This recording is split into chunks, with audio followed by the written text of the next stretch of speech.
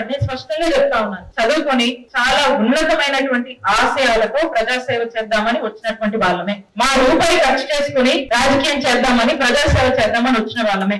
ఒకరి రూపాయి మీద ఆధారపడి రాజకీయం చేద్దాం అనుకున్నటువంటి ఆలోచన కానీ వ్యక్తిత్వాలు కానీ రాజకీయాలు వల్ల బాగుపడాలనేటువంటి ఉద్దేశాలు మాత్రం కానే కావు. అలాగే మీరు చూసినట్టయితే మా అఫిడవిట్ లాస్ట్ టైం వేసిన దానికన్నా 2019లో నేను కంటెస్ట్ చేసినప్పుడు వేసినటువంటి అఫిడవిట్ కన్నా మళ్ళీ మొన్న వేసినటువంటి అఫిడవిట్ లో దాదాపు 20 నుంచి 25% ఆస్తులు అనేవి మాకు తగ్గిపోతాయి. ఎందుకు తగ్గిపోయాయి? పెరగాలిగా మరి. ఎందుకు తగ్గిపోయాయమ్మా? కారణం ప్రజాసేవ. సాయం అని ఎవరు నా ఇంటికి వచ్చినా కూడా సాయం చేసి పంపించేటువంటి మనస్తత్వం తెలియజేసుకుంటా ఉన్నా.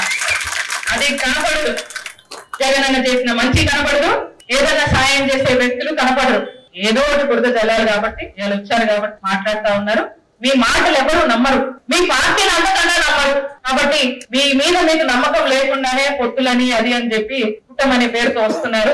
సమాధానం ప్రజలు సిద్ధంగా ఉన్నారు. మీ కూటమికి సమాధానం చెప్పి మళ్ళా సాగనంపడానికి సమాధానం చెప్పడానికి ఉన్నారు, రెడీగా ఉన్నారని తెలియజేసుకుంటున్నారు. ఒక్కటే చెప్తా ఉన్నాను, ముఖ్యమంత్రి గారికి ఉన్నటువంటి ధైర్యం ఏంటంటే ఆయన చేసినటువంటి మంచి మీద ఉన్నటువంటి నమ్మకం. కాబట్టి ప్రజలు డిసైడ్ అయి ఉన్నారు, సిద్ధంగా ఉన్నారు. ఈ సంక్షేమ పథకాలు, ఈ అభివృద్ధి, ముఖ్యమంత్రి గారు చేసినటువంటి మంచిని ఇంకా కొనసాగించాలని ఓటు రూపంలో ఖచ్చితంగా ముఖ్యమంత్రి గారిని ఫ్యాన్ గుర్తు చేసి మళ్ళా దీవించబోతున్నారని మనస్ఫూర్తిగా తెలియజేసుకుంటూ నేను మీ అందరినీ కూడా ఒకటే కోరుతా ఉన్నాను. ఇక్కడ ఉన్నటువంటి మీ అందరూ ఎంతసేపు కూర్చున్నారంటేనే మీ అందరూ మీ నిండు ఆశీస్సులు మాకు ఇవ్వడానికి వచ్చారు. చాలా సంతోషం.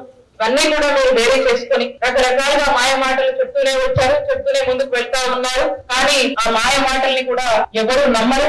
అందరూ కూడా ముఖ్యమంత్రి గారిని మళ్ళా జగనన్నే ముఖ్యమంత్రిగా చూసుకోవాలని మరి అందరూ కూడా సంసిద్ధంగా ఉన్నారు. కాబట్టి మీ ఇక్కడ కూడా మీ అందరినీ కూడా నేను కోరుతుంది ఒకటే, ఆశీర్వదించండి. మీ అందరికీ అండగా ఉంటాము. మీకు ఏదున్నా కూడా అందుబాటులో ఉండి మీ సమస్యలకు పరిష్కారం చూపుతాము. కావాల్సినటువంటి డెవలప్మెంట్స్ కానీ ఏదైనా కానీ అన్నిటి మీద కూడా మాకు ఒక అవగాహన ఉంది.